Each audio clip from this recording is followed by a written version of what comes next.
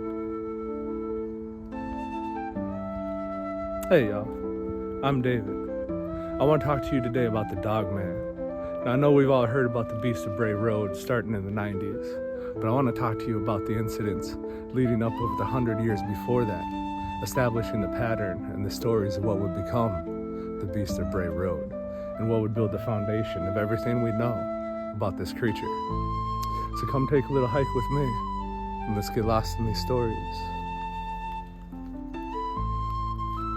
The legend of the Michigan Dogman did not begin with a roar, but with a series of rhythmic, heavy thuds against the frozen earth of Wexford County. In 1887, the Great Pine Forest of northern Michigan were a sprawling, jagged labyrinth of timber and shadow. It was an era of the lumberjack king, where the air smelled of fresh-cut cedar and wood smoke, and the only law was the swing of an axe. But in the spring of that year, something shifted deep in the woods, something that would haunt the state's folklore for over a century. This is the narrative of the first recorded encounter, a story of two woodsmen who went looking for lumber and found a nightmare that defied the laws of nature.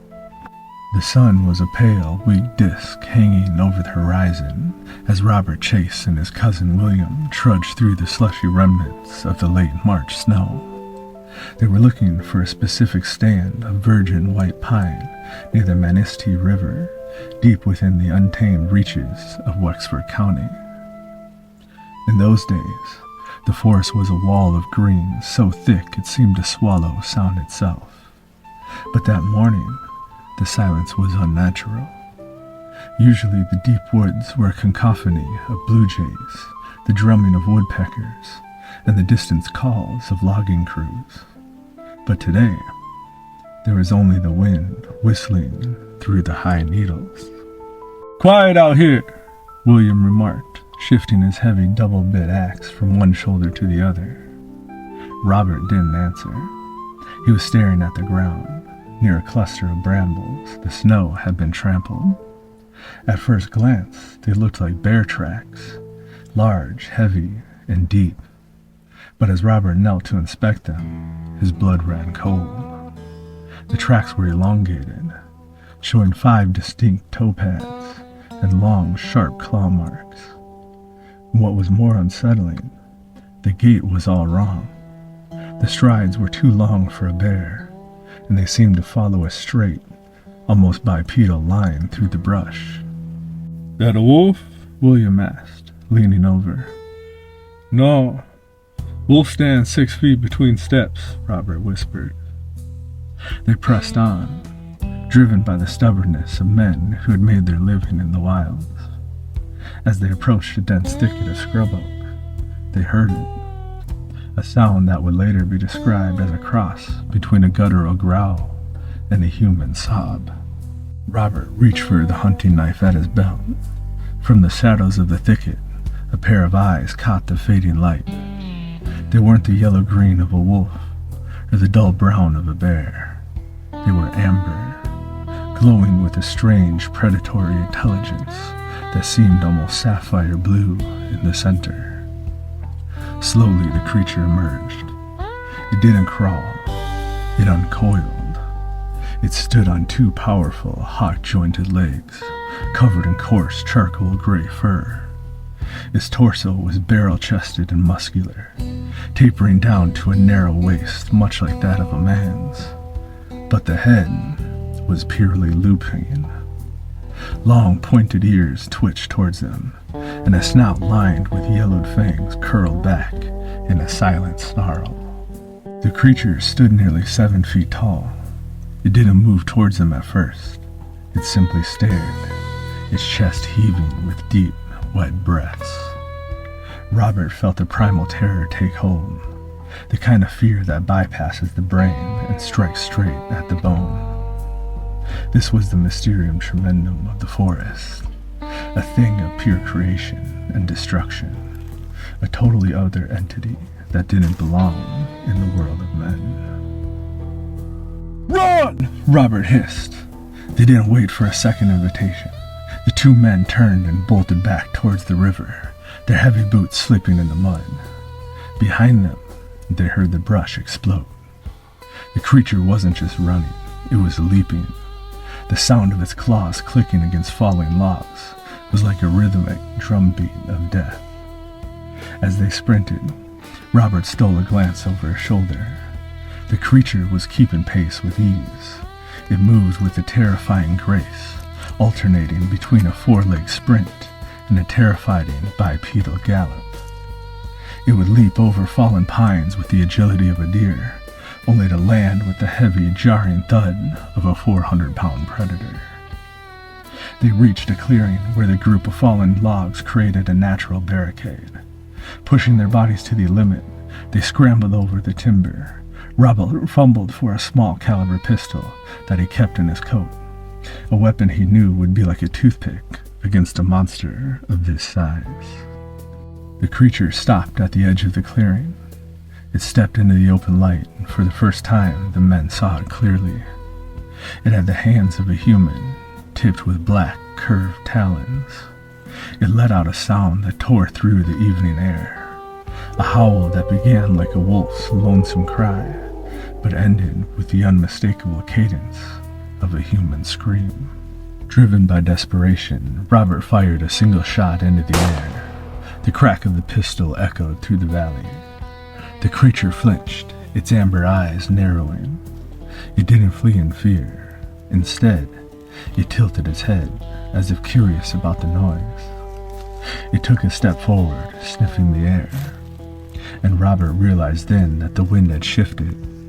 The creature was smelling them, the scent of wood smoke, sweat, and absolute, paralyzing fear. William, usually the sturdier of the two, had fallen to his knees, his face ashen. "It's the devil!" he choked out. "A dogman sent from the pit of hell!" Just as the creature crouched to spring, a secondary sound drifted through the woods. From the north, the rhythmic clanging of a dinner bell from a nearby logging camp began to chime. To the monster, it was a foreign, jarring vibration, and to the men, it was a lifeline. The creature spun around, its ears swiveling towards the sound of civilization. It looked back at Robert one last time, a look that Robert would later describe as a shattering experience, as if the beast was seeing right through his skin into his very soul. Then, with a single massive leap, the dogman vanished back into the timber. The two men didn't stop running until they reached the lanterns of the camp. They burst into the mess hall, breathless and wild-eyed, their clothes torn by the brambles. When they told their story to the grizzled foreman and the other lumberjacks, they were met with a mixture of laughter and silence. Some called it a bear with mange. Others whispered about the Wendigo, legends they had heard from the local tribes. But the locals knew better.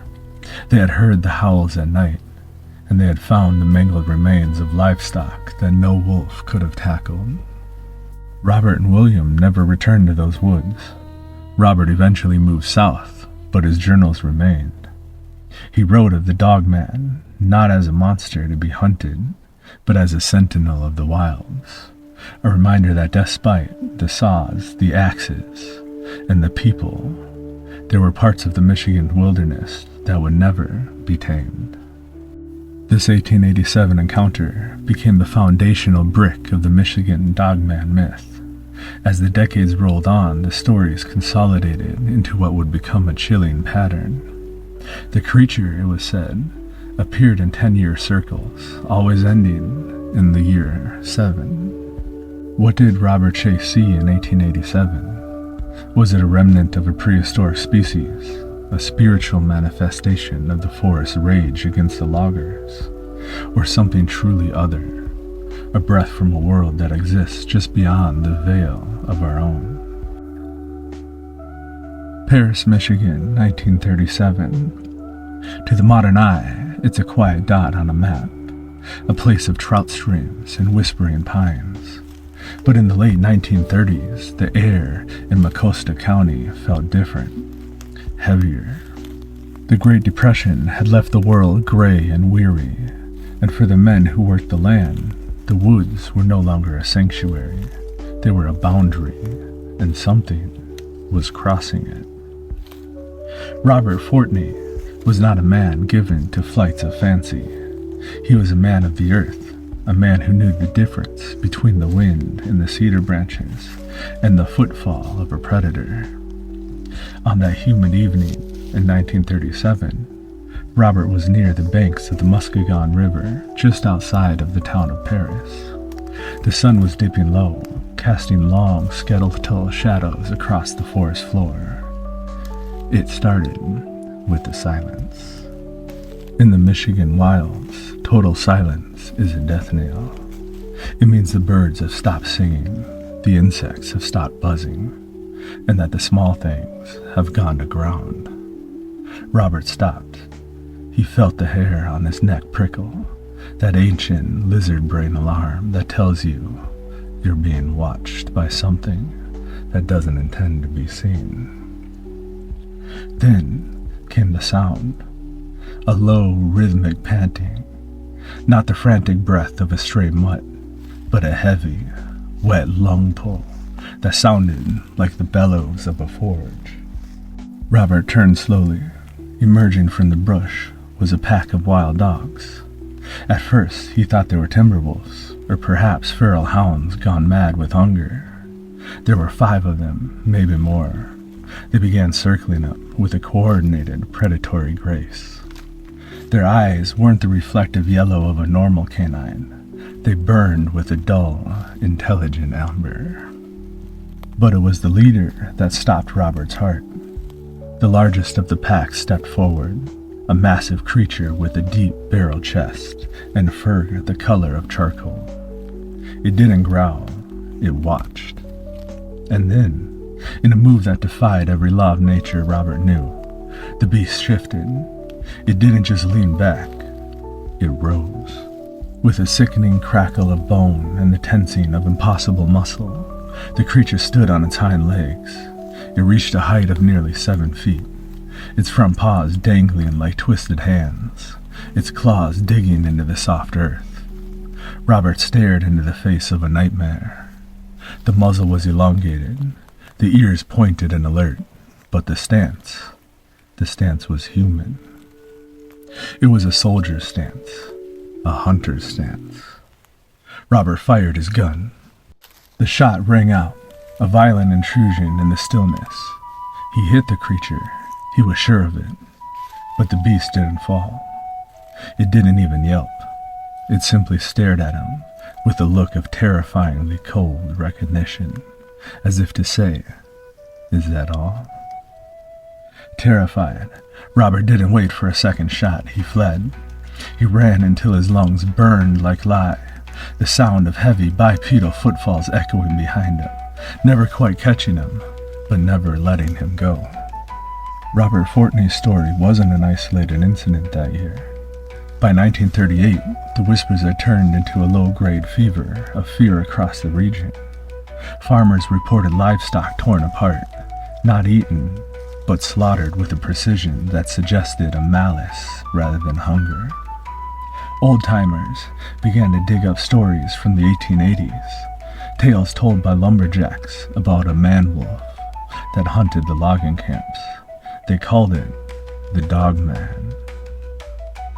7 days a week, the beast goes on prowl, and on the 7th year, the legend grows, they said. The Paris encounter became the cornerstone of a Michigan myth. Unlike the Bigfoot of the West or the Loch Ness Monster, the Dogman felt intimate. It wasn't hiding in a remote mountainside, it was in your backyard. It was standing just outside the reach of your porch light. What makes the 1937 and 38 sightings so chilling isn't just the physical description, it's the behavior. These weren't animals acting on instinct. Witness after witness described the creatures as having a horribly human intelligence. They don't just hunt, they haunt. Imagine being a child in a farmhouse in Paris, Michigan in 1938. The radio's low, the fire's dying, and you hear a scratch at the windows. Not the scratch of a branch, but the deliberate, rhythmic tap of a fingernail against the glass. You look up expecting to see a neighbor, but instead, you see a face that is half wolf, half man, peering over the sill, 6.5 feet off the ground.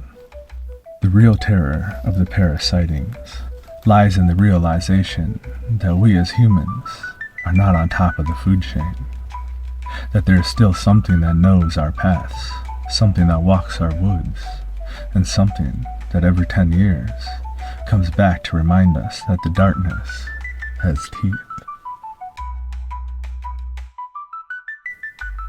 The 1950s in America are often remembered in Technicolor, the hum of a new Chevrolet, the glow of a black and white television, and the security of a booming post-war economy. But in Allegan County, Michigan, the golden age had a jagged and terrifying edge.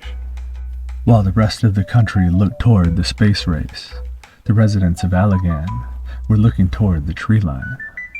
The year was 1957, the 7th year of the cycle, and the Michigan Dogman had returned with a predatory hunger that hadn't been seen since the late 30s. In the 1950s, Allegan was a patchwork of dense forests, marshlands, and isolated farms.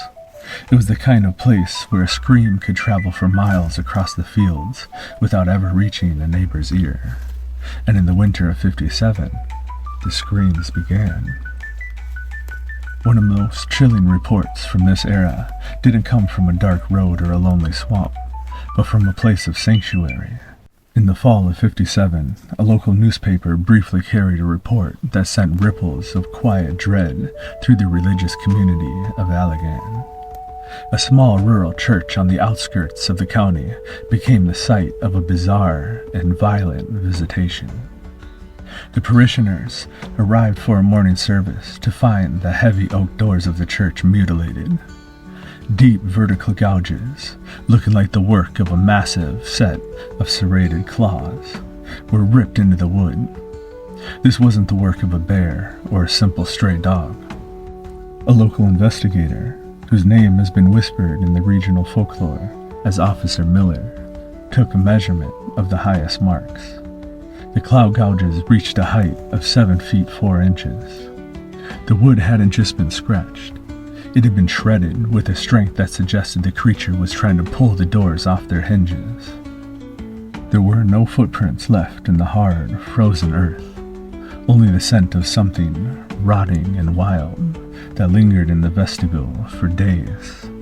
The congregation didn't call it a cryptid, they called it a demon. For the residents of Allegan, the most visceral fear wasn't what was in the woods. It was what was right outside their door. One of the most detailed accounts from the 50s involves a man named Charles Chuck Sr. Chuck was a veteran, a man not easily rattled, who lived on a farmstead near the Allegan State Game Area, a massive 50,000-acre tract of wilderness. One evening, late in '57, Chuck was returning home after dark, and as he pulled his truck into the long dirt driveway, his headlights swept across the side of his barn. There he saw what he thought was a stray calf standing near the grain silo. He slowed the truck, rolling down the window to get a better look, and that was his first mistake. The calf didn't move, it didn't run. It turned its head, and the headlights caught 2 eyes, looking like glowing dinner plates, with a sickening electric amber. Chuck watched, paralyzed, as the creature rose from all fours. It didn't stand up like a bear. It snapped into an upright position, its joints popping with wet, audible sounds. Chuck later described the creature as having a torso of a heavyweight wrestler, but the unmistakable head of a wolf. It was covered in matted, dark gray fur that looked like wires coming out of its skin. But it was the hands that haunted him most. He said that it didn't have paws. It had elongated, human-like fingers, tipped with black, curving talons. The beast took 2 steps towards the truck. Chuck slammed the gear into reverse, but as he backed away, the creature let out a sound that tore through the cab of the truck. It wasn't a howl. It was a high-pitched, rhythmic screech that sounded like a human woman screaming inside of a tunnel. Chuck didn't stop until he reached the town limits, and when he returned the next morning with a group of armed neighbors, the grain silo was covered in the same 7-foot-high scratch marks that had been found on the church door. And as the calendar turned into 1958, the sightings in Allegan County didn't stop. They evolved. The creature seemed to be growing bolder, moving from the edges of farms into the suburban fringes. A woman named Miss Gable, not to be confused with the later hoax film of the same name, but a resident of the Allegan-Ottawa border, reported a series of terrifying peeping Tom incidences. She claimed that for 3 nights straight, she felt she was being watched while washing her dishes. And on the 4th night, she finally saw him. A face was pressed against the glass of her kitchen window. Because of the window was elevated on a high foundation, whatever was looking in had to be at least 7 feet tall. She described a long, grinning muzzle, and teeth that were white as bone and sharp as needles. The creature didn't try to break in, it just stared. It watched her with a cold, analytical intelligence that suggested it wasn't looking for food, it was looking for a reaction. And when she screamed, the creature didn't bolt. It slowly backed away into the darkness, its amber eyes the last thing to vanish into the pines. So why don't we see more official records of the 1950s Allegan encounters? And the answer lies with the era itself. This was the height of the Cold War. Any talk of monsters or upright wolves was dismissed as hysteria, or worse, a sign of mental instability.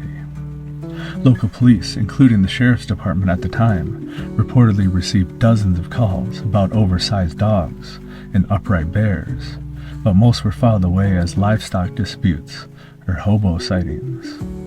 But the locals knew. They knew why the deer population in the Allegan State Forest plummeted that winter. They knew why hunters refused to go into certain sections of the marshland after 3. And they knew something was reclaiming their land. The 1950s were gone, and with them the black and white simplicity of rural fear. By the early 90s, the world was moving into the digital age, and yet the ancient shadows of Michigan refused to be upgraded. In Grand Haven, a Great Lakes coastal city known for its picturesque boardwalk, its singing sands, a new chapter of the Dogman legend was being written. This time, with the terrifying clarity of modern witness testimony. It was in the year 1993, a year that marked another 7th in the cryptic cycle. For a man known in the archives only as Ben, the horror didn't start in the deep woods. It started in the driveway of his suburban home. The night was unusually still. Grand Haven, nestled against the shores of Lake Michigan, usually hummed with the distant rhythm of the surf. But as Ben pulled his car into his driveway, the air felt vacuum-sealed. He cut the engine, and the silence that followed was immediate and suffocating. He reached for his keys. His peripheral vision caught movement near the edge of his property, and he assumed it was a stray dog, or perhaps a deer wandering from the nearby dunes. He turned his head, and his breath hitched. Standing in the driveway, towards the end, was a creature that defied every biological category that he knew. It was covered in thick, matted coat of silver and gray fur, and in the dim glow of the street lamp, Ben watched as the beast, initially hunched on all fours, shifted its weight. It rose with a sickening fluidity, its joints clicking like a series of branches snapping underfoot. It stood nearly 7 foot tall. Ben's testimony was particularly harrowing because of its specificity. He didn't just see a monster, he saw a predator. He described the ears as being pointed and set high on the skull, twitching with an intelligence that was almost human. But it was the hands, as always, that stayed with him. the long, dark clawed fingers that flexed at its sides as it watched him. It didn't growl. It didn't move to attack. It simply stood there, an apex predator claiming his driveway, watching him through the windshield with amber eyes that seemed to glow with a dull, almost internal heat. Ben sat frozen for what felt like hours, though probably only seconds. When the creature finally turned and vanished into the brush, it didn't run like a dog. It leaped, covering the distance into the tree line in 3 massive bipedal bounds. The sightings in Ottawa County only intensified as 93 bled into 94. The Dogman was no longer content with being a silent observer. It was beginning to intersect with the fast-moving world of humans. And on a fog-shrouded night in 1994, a local resident was driving down a winding stretch of the road near the outskirts of Grand Haven. The visibility was poor, the kind of heavy Michigan mist that turns headlights into useless white walls. Suddenly a massive shape lunged from the ditch. There was a sickening thud, the sound of heavy muscle hitting metal. The car bucked and the steering wheel nearly wrenched from the driver's hands. The driver slammed on the brakes and the vehicle skidding to a halt, sitting at the shoulder. Expecting to find a mangled deer or a destroyed radiator, the driver stepped out, flashlight trembling in hand. He saw the damage first. The front bumper was caved in as if it had hit a concrete pillar, but when he swept the light towards the road, he found no carcass. Instead, he saw a trail of gray fur snagged on the chrome and a series of heavy, blood-spattered prints leading into the woods. They weren't the hoof prints of a deer.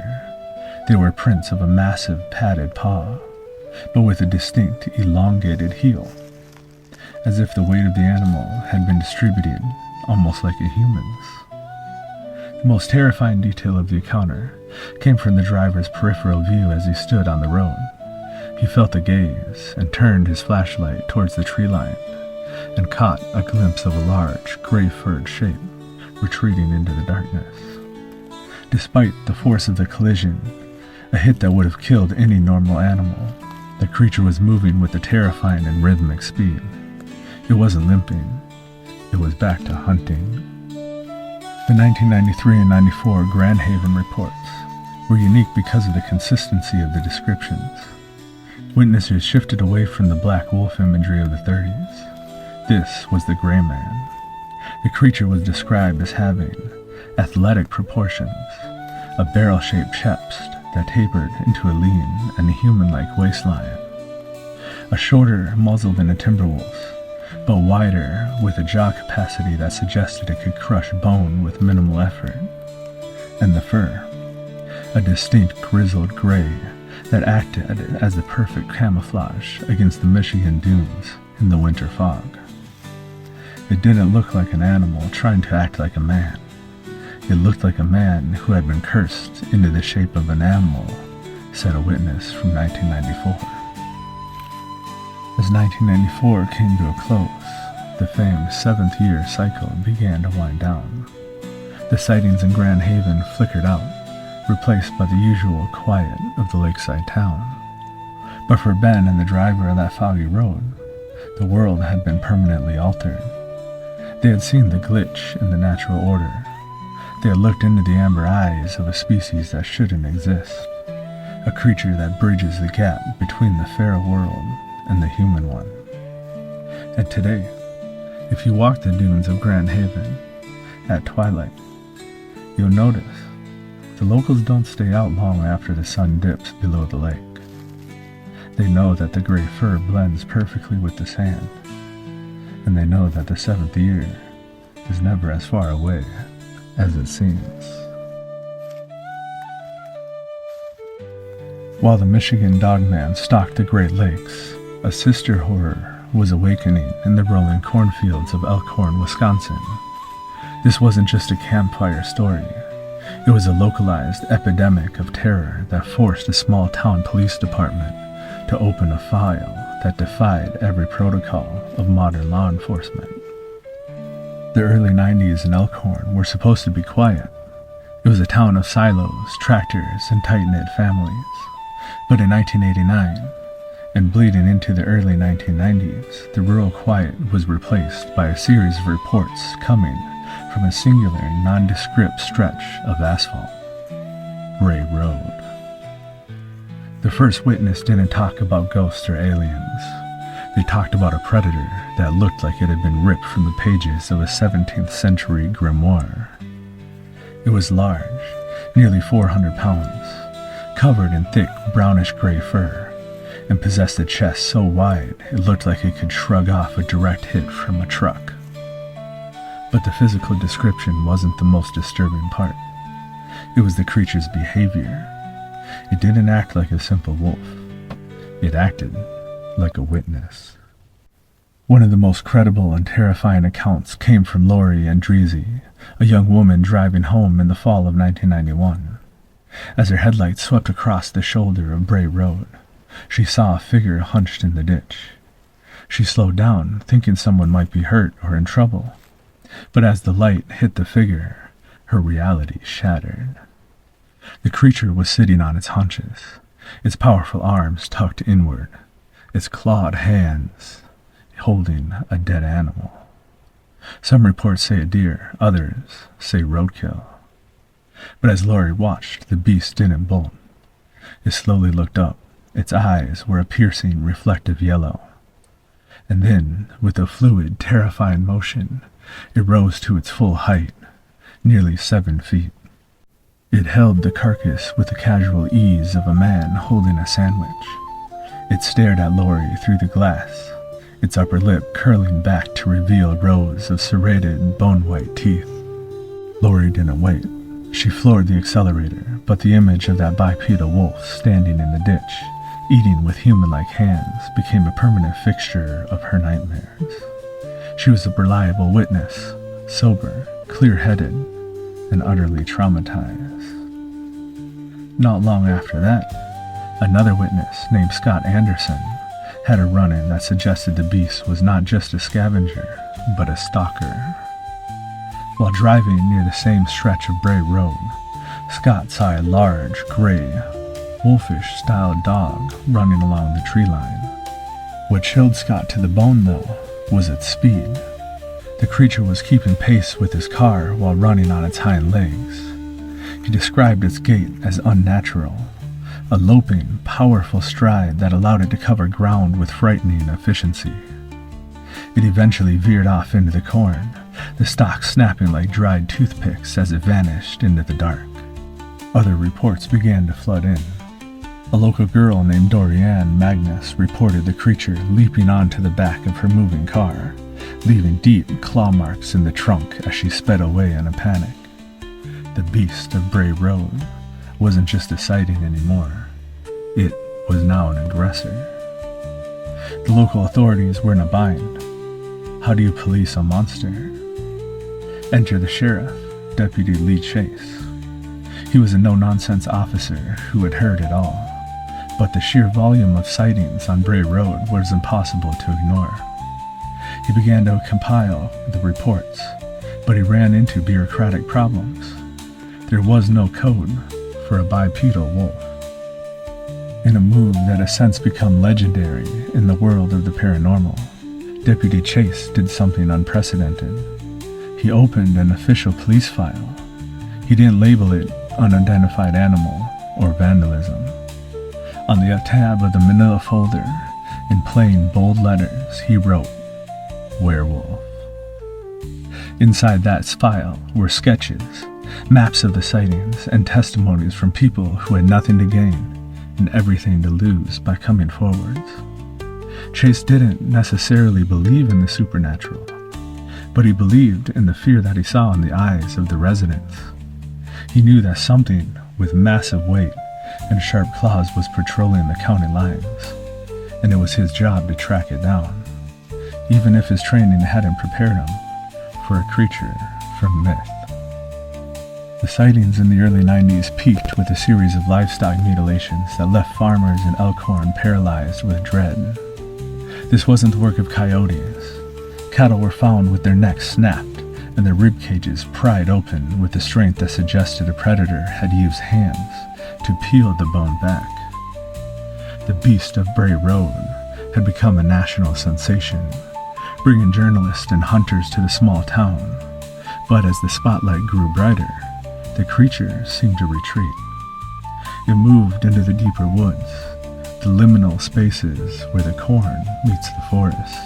Today, Bray Road looks just like any other country lane, but if you find yourself driving it at night, you may find yourself checking your rearview mirror just a little more often. For you might find yourself wondering, why is the corn rustling when there's no wind? And if you see a shadow rise up on two legs in your headlights, remember Lee Chase's file, because in Elkhorn, the word werewolf isn't just a movie title, it's an official record.